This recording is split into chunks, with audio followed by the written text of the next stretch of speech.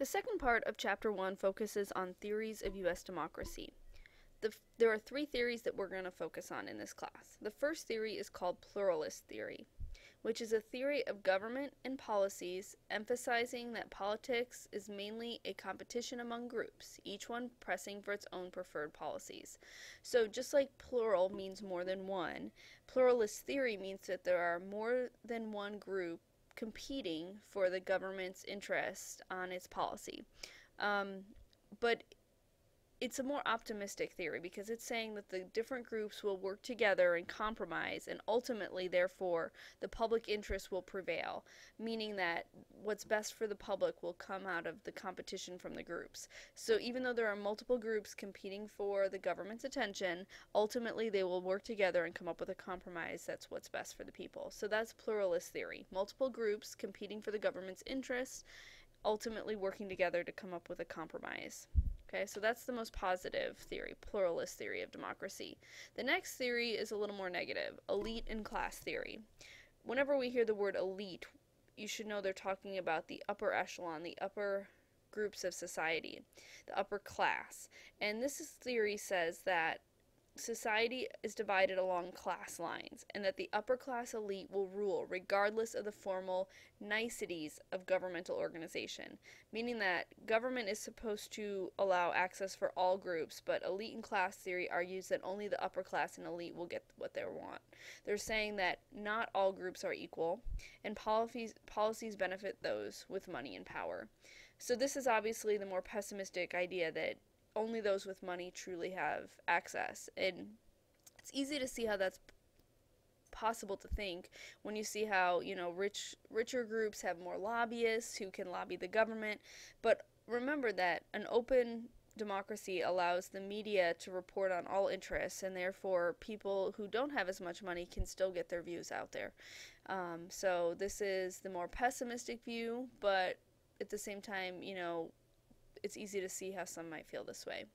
The last group is also somewhat pessimistic, and it's called hyperpluralism. Whenever you hear the prefix hyper, it means extra or more.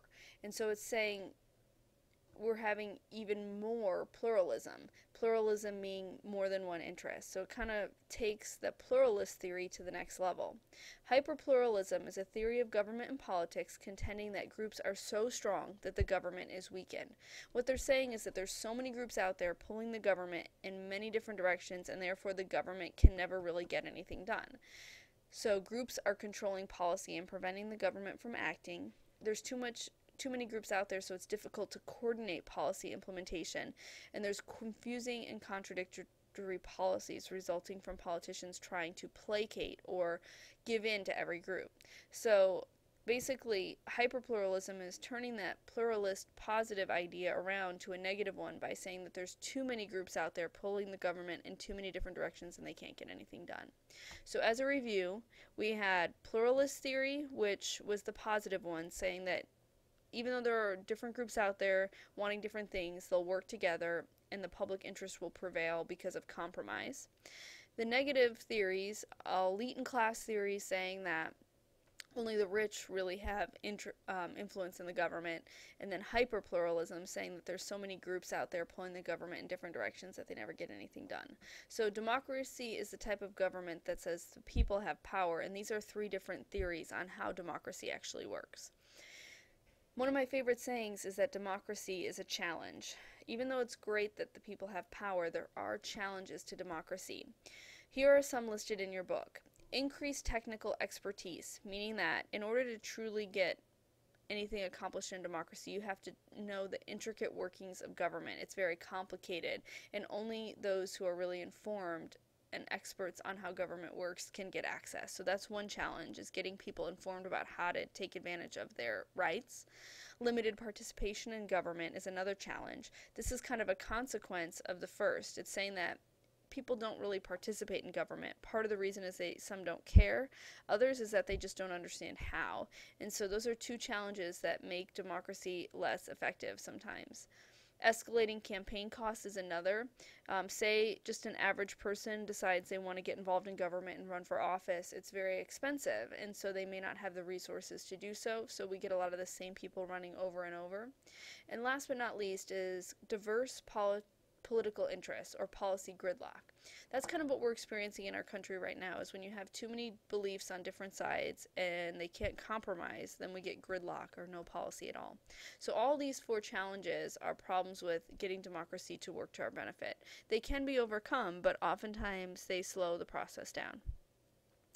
The next topic we're going to look at is American political culture in democracy. Political culture is the overall set of values that are widely shared within a society. And in a democracy, there are some common beliefs that compose political culture.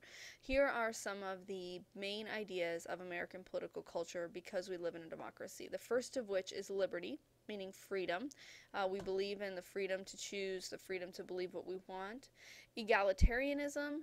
Egalit is referring to equal, so it's like supporting equality. We believe that everyone should have equal rights and equal access. Individualism kind of goes with liberty, meaning that you have the freedom to believe in your own individual ideas. You don't have to conform to the popular beliefs. Laissez-faire refers to a lot of our economic mindset, which is hands-off. The government says they're going to keep their hands off your affairs, and that could be in our free market or capitalistic economy. And last but not least is populism. Populism refers to the people and the people driving things, the people getting what they want, the people putting their ideas forward. All of these five values are very important in American political culture and democracy. The last 2 points I want to share with you guys from the book are some charts. Just as a reminder, as I said, the key to democracy is often people participating and caring and making it work for them. And this is a sign of the disengagement of college students today. The percentage saying that they keep up to date with political affairs in college, it's been on the decline since the 60s. It was high in the 60s as, the civil rights movement and the college atmosphere of protest, and it continued to decline. It's gone up a little bit in recent years, though, since 9/11, so maybe that's a good sign that people are becoming more interested, but it's still below 40%, which is discouraging. And last but not least, the amount of political knowledge that is held at different ages. The age groups, it starts in the 30s here, and it goes to the 60s. In 1964, it was much higher for the younger age group than it is in the 2004. It does continue to increase as they get older, whereas it went down as they got older in 1964. So let's hope that we could maybe start to get you guys a little bit informed so that you might start to care a little bit more about politics as a younger generation. So, and that's the basic fundamentals of our government and democracy.